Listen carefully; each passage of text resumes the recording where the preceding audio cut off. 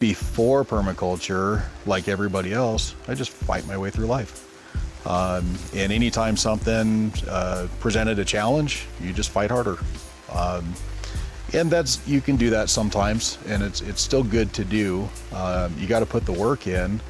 But now my brain just goes to, what's the quickest way to resolve this?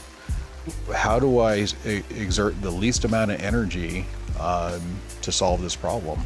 And that comes right down to permaculture thinking, where you're just working with what you have at hand instead of having unrealistic expectations.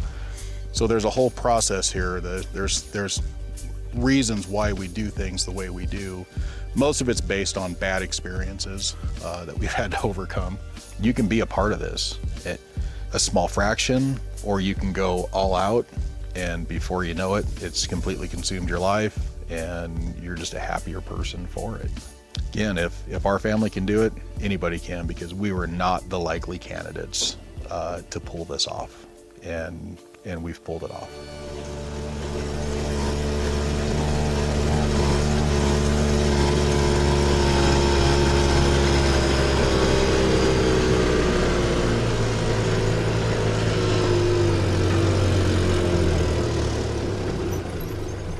So this is kind of the heartbeat.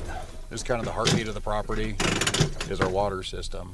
So this is 20,000 gallons of storage, basically, and it's just a charge line system. So we have a well down at the bottom of the property that pumps the water up in a 2-inch main line, just a quarter mile to get to this point here. When we first bought this property, we knew that there was good water in the area, but there's no guarantee. This is the water that we live on. We drink it, we don't filter it. It's from a deep well. It's 379 feet deep. The well produces 100 gallons a minute.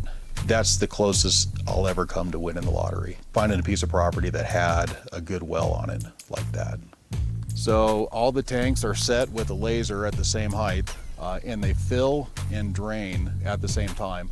It might seem to be overkill to have 20,000 gallons in storage there, but when you have tens of thousands of dollars worth of animals and $5,000 or $6,000 worth of vegetables in production at any given time, if you have an issue with water, things start dying really, really fast. We could access the water with a solar-powered well pump without having to spend a ton of money or using a bunch of power to get it up out of the ground. So it was kind of the right cocktail of, hey, the water's there, it's available, we can access it by using solar power.